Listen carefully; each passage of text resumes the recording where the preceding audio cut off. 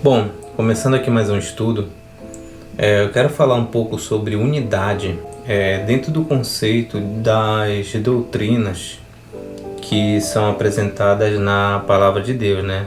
Eu quero começar com o texto de João 17, 21 a 23. O Evangelho de João, capítulo 17, versículo 21 a 23. A fim de que todos sejam um, e como és tu, ó Pai, em mim, e eu em ti, também sejam eles em nós, para que o mundo creia que tu me enviastes. Eu lhes tenho transmitido a glória que me tens dado, para que sejam um como nós o somos. Eu neles, tu em mim, a fim de que sejam aperfeiçoados na unidade, para que o mundo conheça que tu me enviastes e os amastes, como também amastes a mim. Bom, aqui nesse texto é interessante perceber que essa unidade aqui que ele está falando é sobre tudo aquilo que Jesus ensinou. Essa unidade da qual ele está falando aqui no texto testifica de que tu me enviaste e os amaste, como também amastes a mim. Ou seja, essa unidade é uma forma de testemunhar que essa obra, essa unidade vem do próprio Deus. Então, se não houver essa unidade, logo é algo que não é de Deus, é algo que é bagunçado. E Deus não é um Deus de confusão. Em Efésios 4, 4 a 6, diz assim: há somente um corpo e um espírito, como também fostes chamados numa só esperança da vossa vocação. Há um só Senhor, uma só fé, um só batismo, um só Deus e Pai de todos, o qual é sobre todos, age por meio de todos e está em todos. Então, se a igreja ela é guiada pelo Espírito de Deus, não pode haver divisões. Se a igreja vive, acredita, crê num só espírito, num só corpo, uma só doutrina, como é que pode haver milhares e milhares de religiões falando de uma perspectiva cristã? Então, você tem várias doutrinas, você tem vários tipos de pensamentos, vários tipos de ideia, e mostra que é uma divisão. Aqui em 1 Coríntios 1:10 diz assim: rogo-vos, irmãos, pelo nome de nosso Senhor Jesus Cristo, que faleis todos a mesma coisa, e não haja entre vós divisões, antes sejais inteiramente unidos na mesma disposição mental e no mesmo parecer. Então, o que acontece aqui? Paulo está repreendendo eles porque eles estão discutindo aqui. No versículo 12 diz assim, refiro-me ao fato de cada um de vós dizer: eu sou de Paulo, e eu de Apolo, e eu de Cefas, e eu de Cristo. Então ele diz aqui no versículo 13: acaso Cristo está dividido? Foi Paulo crucificado em favor de vós, ou fostes porventura batizado em nome de Paulo? Então, trazendo essa reflexão para os dias de hoje, a gente está numa época em que se idolatra placas e homens. Então hoje em dia defende-se bispos, pastores com unhas e dentes. Na internet a gente vê aí uma guerra sangrenta por causa das placas e por causa dos seus líderes, não é? Isso é uma enorme contradição, porque lá em Mateus 12 ele fala do reino dividido, e ele diz que todo reino dividido, versículo 25, eles disseram que Jesus estava expulsando os espíritos pelo maioral dos demônios. E então Jesus disse assim: todo reino dividido contra si mesmo ficará deserto. É mais fácil defender um pastor, um bispo, ou uma placa, uma instituição religiosa, do que você conhecer essa doutrina. Lá em 2 Timóteo 4, 13 e 4 diz que haverá tempo que não suportarão a sã doutrina, mas cercar-se-ão de mestres segundo as suas próprias cobiças. E é esse tempo que nós estamos vivendo agora. João 7,16, Jesus diz: o meu ensino não é meu, mas daquele que me enviou. Se alguém quiser fazer a vontade dele, conhecerá a respeito da doutrina, se ela é de Deus ou se eu falo por mim mesmo. Errais não conhecendo as Escrituras e nem o poder de Deus. Examinais as Escrituras. João 5,39. Então, é dever de todo cristão verdadeiro buscar a Deus na sua palavra, para ter intimidade com Deus, buscar o Espírito de Deus, compreender. Essa é a unidade que Deus está falando na sua palavra. quando você nega a si mesmo e aceita Cristo em vós, como está lá em Colossenses 1, Gálatas 2:20, Paulo fala: não vivo mais eu, Cristo vive em mim. Em 2 Coríntios 5:14 diz: pois o amor de Cristo nos constrange, julgando-nos isto: um morreu por todos, logo todos morreram. E ele morreu por todos, para que os que vivam não vivam mais para si mesmos, mas para aquele que por eles morreu e ressuscitou. Aqui já não é mais indivíduo.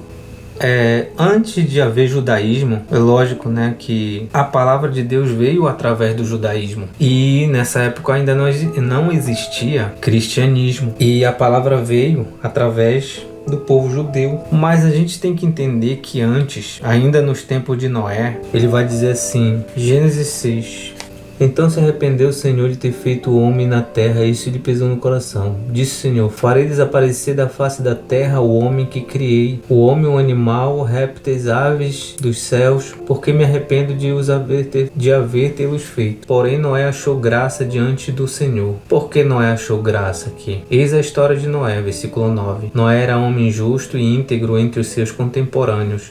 Noé andava com Deus. Antes de haver povo judeu, Abel fez o sacrifício perfeito. Qual é o ponto aqui? É que essa briga de católicos e evangélicos e judeus é uma briga que não edifica em nada, nenhum nem outro. Porque, primeiro, a unidade prometida na palavra.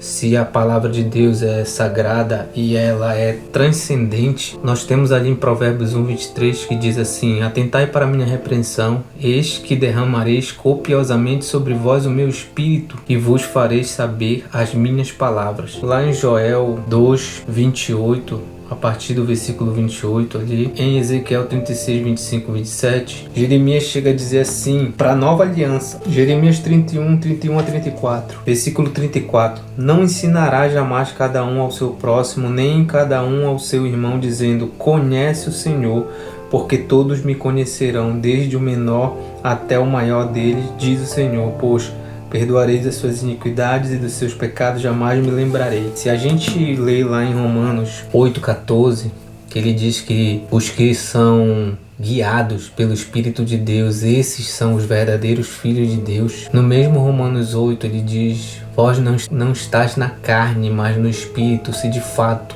o Espírito de Deus habita em vós. Lá em João 14:26 e João 16:13 diz que o Espírito vos guia toda a verdade e o Espírito vos ensinará sobre todas as coisas. A gente não pode pensar que isso é só através de ensinamentos de homem para homem. É lógico que Deus usa os homens, porém, o que a gente vê, como que a gente vai saber quando um homem está ensinando uma heresia, por exemplo, só porque ele estudou teologia, só porque ele passou 12 anos estudando, só porque ele passou 5, 6, sei lá quantos anos estudando a palavra? Eu vou ter que me basear naquilo que ele diz? E a transcendência da palavra? E o milagre do Espírito Santo habitando em nós e transformando a nossa mente, nosso coração? Tirarei o coração de pedra, colocarei o coração de carne, Ezequiel 36, 25 a 27. Tirarei o seu espírito, colocarei um espírito novo e farei com que obedeçais. Antes de haver povo judeu, voltando lá ao raciocínio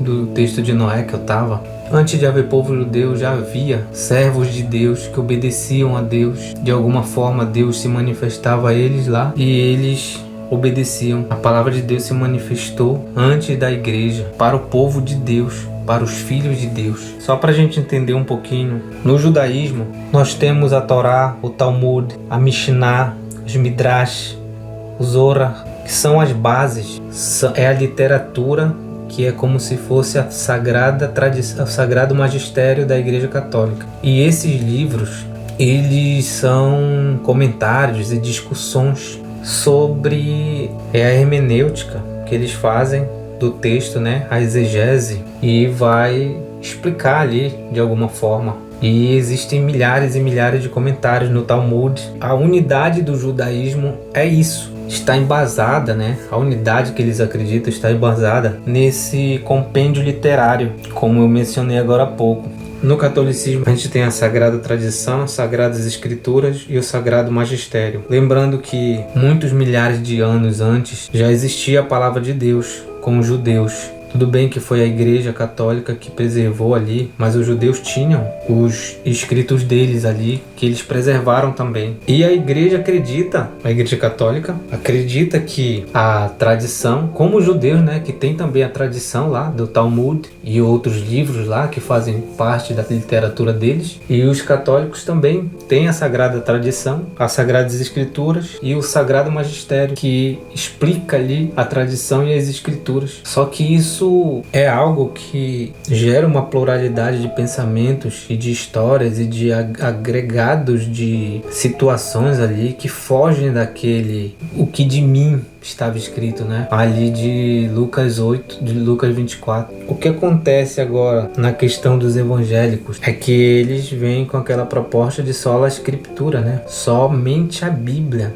é a regra de fé e prática. Só que os evangélicos, existem milhares e milhares de comentários bíblicos, de milhares e milhares de teologias diferentes, né? Existe o comentário bíblico da teologia adventista, da teologia batista, da teologia... Não dá para falar tudo porque isso é muita coisa. E essa pluralidade de religiões, de placas, de denominações, os próprios evangélicos, eles caem muito em contradição, porque ao mesmo tempo que eles falam que é sola escritura, esse sola escritura gerou milhares e milhares de denominações, de placas, de pluralidade de pensamentos, e você pode procurar aí na internet as aberrações do mundo neopentecostal, as aberrações teológicas, as heresias. O que a palavra nos mostra é que depois do Pentecostes, o Espírito Santo, ele veio sobre os filhos, sobre aqueles que creram. Em Mateus 12:25 diz que todo reino dividido não subsistirá. Então esse reino aí está todo dividido, né? Cristo não está dividido. Todo que busca a Deus de todo o coração, como diz lá em Deuteronômio 4:29, Jeremias 29:13, buscar-me-eis e me achareis quando me buscardes de todo o vosso coração. Mateus 7:7-8, né?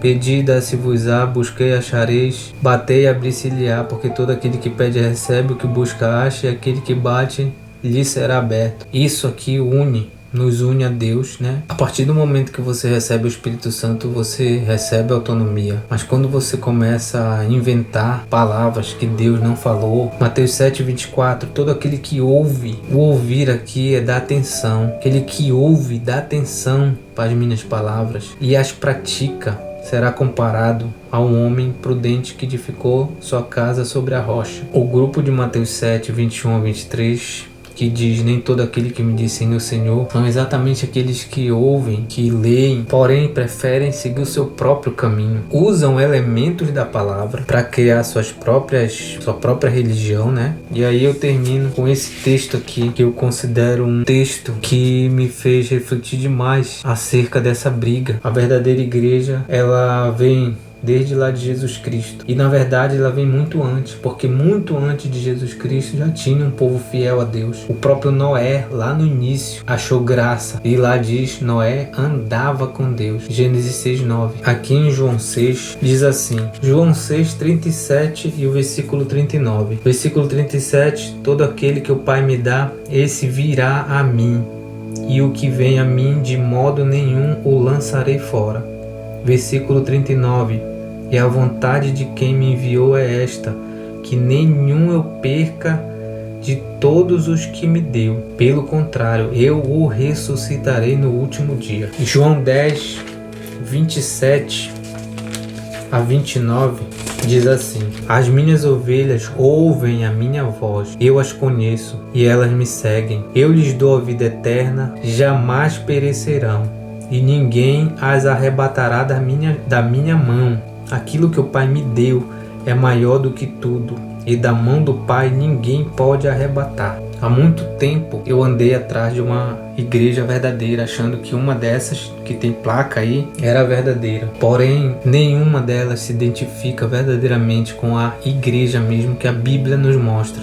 a igreja do uma só fé, um só batismo, um só Deus, um só Espírito, porque todas elas acrescentam.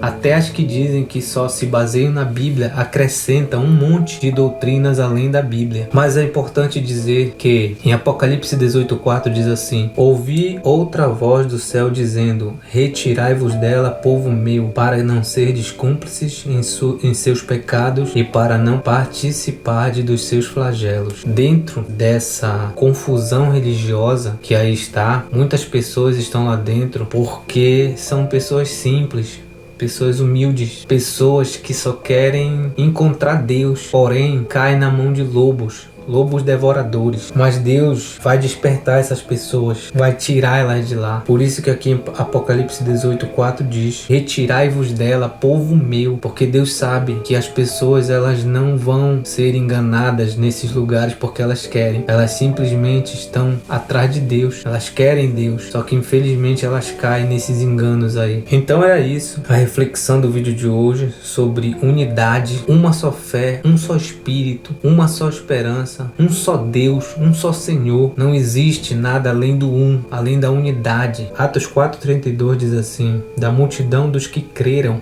era um o coração e a alma. Então essa unidade que a palavra fala, o um que a palavra fala.